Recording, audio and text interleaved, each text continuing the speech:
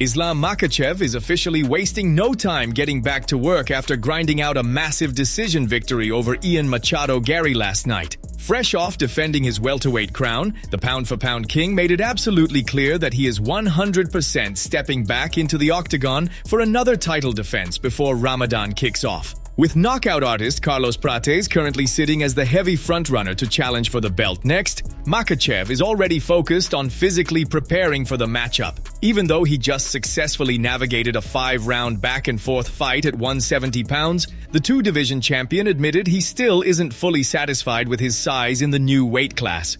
Islam revealed that his immediate plan is to hit the gym and continue packing on mass, bluntly stating that he still needs to gain more weight so he can step into his next fight looking bigger and more powerful. Acknowledging that he has plenty of time before his next camp officially begins, the Dagestani superstar is fully committed to bulking up so he can be an even more terrifying physical threat against whoever the UFC matchmakers put in front of him next. Bro, we have to fight before Ramadan, 100%. Before Ramadan, okay. So you're shooting for January. Of course. January, end of the year, we have to fight. Maybe even the end of this year? Yeah, because I'm not like 20-somethings. I'm 34 years old and I have to fight soon as possible because I'm not cut much weight. I don't have like any big injuries, just have to maybe double check my nose. That's it. It's more tough guys, you know, more big guys. With all respect, they are the most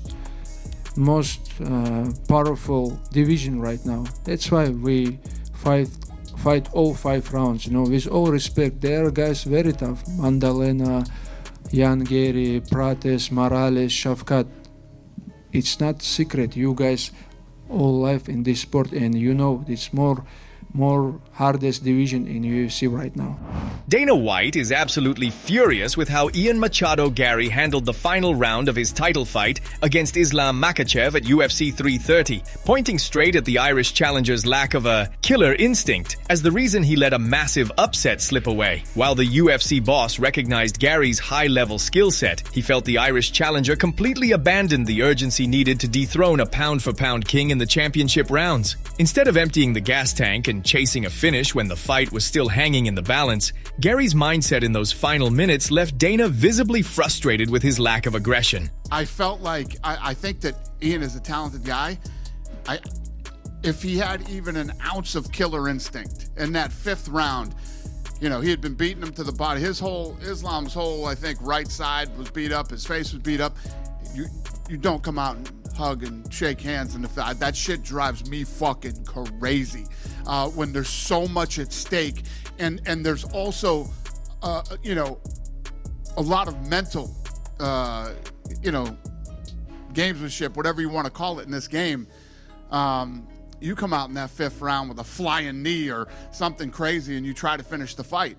I think that this is one of those fights that Ian will go back and watch and say, fuck, wish I could do that over again. Even Islam Makhachev was genuinely confused by how friendly things got inside the cage. For the champion, stepping into the octagon for a world title is supposed to be a hostile war, not a sparring session where you constantly reset and play nice with the man trying to take your belt. The champ pointed out that while mutual respect has its place outside the cage, bringing that kind of admiration into the middle of a 5-round fight completely kills the violent edge you actually need if you want to pull off an upset at the highest level. Something new, kind of trying to give you a hug, touching you on the head. Beginning of the 5th round, he high-fived you. Dana White said he hates that. He wished you guys would just... Bro, honestly, I don't understand, man. This is the fight. This is not something we have to, like, hug each other every round, you know? We're going to war to broke the face, to broke the eye, you know. That's why I respect all my opponents. But Jan, I don't know, he respect too much. What did he say to you after the fight? Because it looked like he came and He shot just you. said, I fight today with the greatest fighter. Yeah, I respect him, you know. He's a good guy, very kind, you know. But this is the war, you know, look my face. Despite their long history of bad blood and endless trash talk, Ilia Topuria is completely changing his tune when it comes to Islam Makhachev. Fresh off the pound-for-pound king's massive title defense, Topuria had an interview with Spanish outlet Marca and surprisingly heaped praise on the champion. Even though they have traded some serious shots in the media over the years, Ilia admitted that he has actually always recognized Makhachev's greatness behind the scenes, bluntly calling him an amazing fighter. But he isn't just handing out compliments to be nice. Even after suffering that brutal loss to Justin Gaethje that derailed his own momentum, El Matador made it clear that he still desperately wants that super fight. He stressed that, stylistically, a clash between the two of them would be an absolute masterpiece inside the octagon, and he is fully holding out hope that the UFC can still find a way to put that massive matchup together down the line. Quote, "Islam, he is amazing fighter. Very good fighter. I've always said this. Even though we have had our problems, I've always known he is great. I hope one day we fight, because stylistically, it would be amazing fight." Quillan Salkilld is absolutely terrifying the lightweight division right now after running straight through Mateusz Gamrot in his first ever UFC main event. The rising Australian prospect didn't just beat the seasoned veteran. He completely dismantled him, locking up a rear naked choke in the first round to secure his fourth straight opening round finish. It was a massive statement that proves he belongs in the elite tier of the 155-pound rankings. Salkilld knows exactly what he wants next, and he is aiming directly for the biggest names in the sport.